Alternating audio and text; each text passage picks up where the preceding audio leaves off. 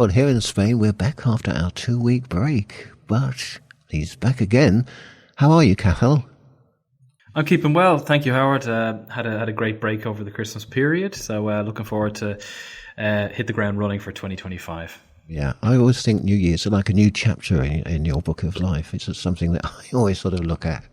So anyway, now I suppose a lot of us make New Year's resolutions, so I suppose the first one should be review your financial planning for next year. Will you go along with that? Absolutely. I think a new year, as you rightly said, it's a great time to, join a new gym, start the diet, get into shape. And of course, it's a good time to review your financial planning and kind of get those areas under control and get them planned that you were maybe putting off for the months prior to Christmas. So I totally agree.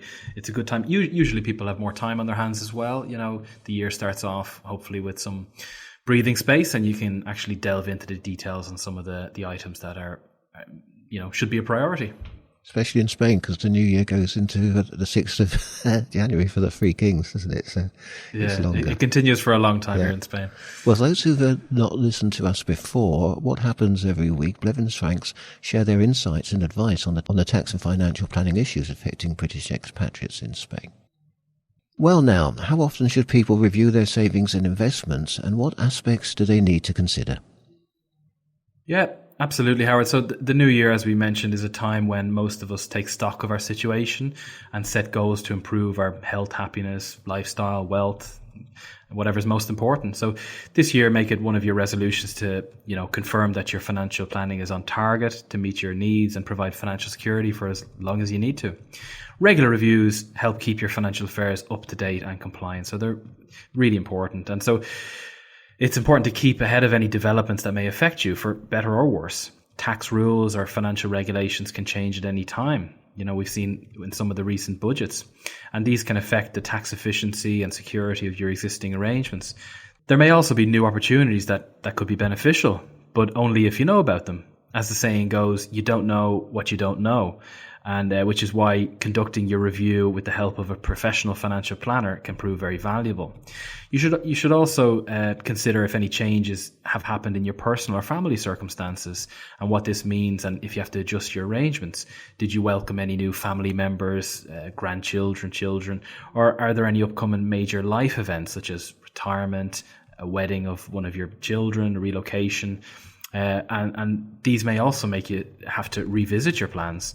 For a truly effective review and to ensure it's suitable for your life in Spain, consider how your tax planning, investments, pensions and estate planning can work together. And it's important to view these things through a holistic lens and make sure that everything is planned together in a seamless and efficient way.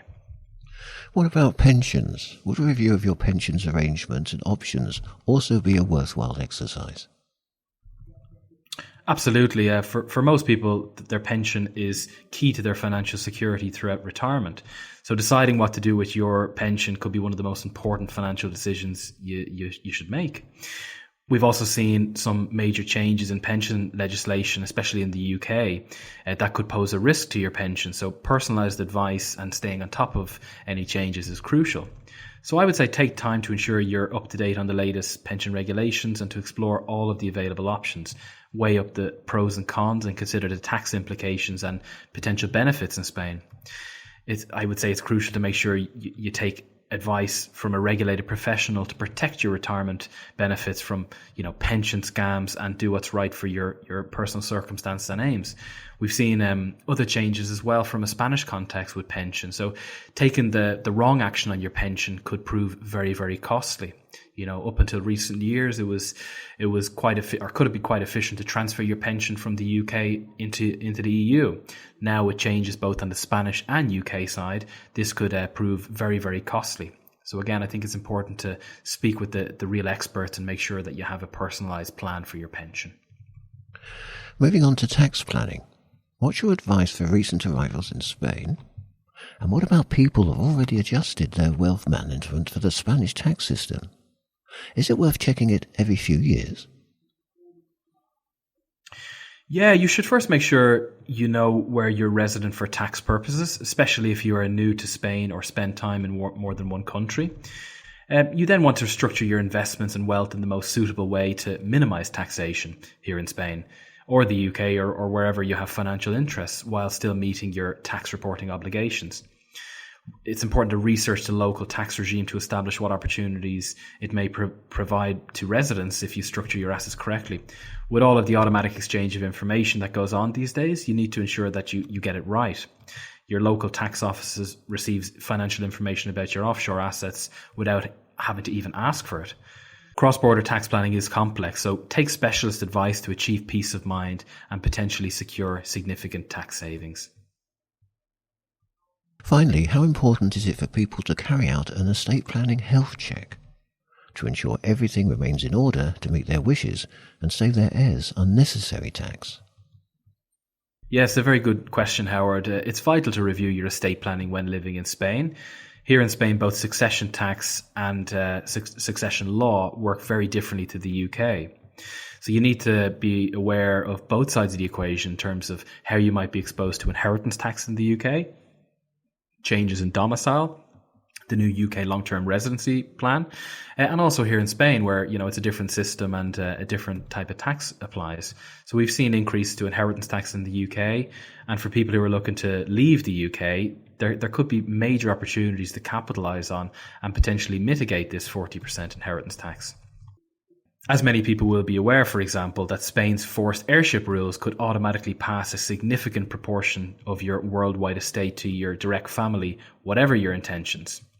You can specify in your will for the EU regulation Brussels 4 to apply relevant British law to your estate instead, but take care to understand your options and any tax implications. Your estate plan should be set up to achieve your wishes in the most tax efficient, simple and timely manner possible. So to bring all of these complex elements together and ensure you've not missed out on any suitable opportunities, take expert cross-border tax advice, spend time on a financial health check now, and you can secure peace of mind that your family are in the best position to enjoy a prosperous 2025 and beyond. So I would say do not leave estate planning to the final stage of your overall plan. The way you own assets could make a difference to how you can distribute them on death and how much your beneficiaries will pay. So take this into consideration earlier on. To bring all of these complex elements together and ensure you've not missed out on any suitable opportunities, take expert cross-border advice. Spending time on a financial health check now can secure peace of mind that you and your family are in the best position to enjoy a prosperous 2025 and beyond. Thanks, Cathal. I wish you and your family a happy new year if it's not too late, and I look forward to chatting to you in the following 12 months. Same to you, Howard. Best wishes for the 2025 year ahead, and I look forward to catching up soon.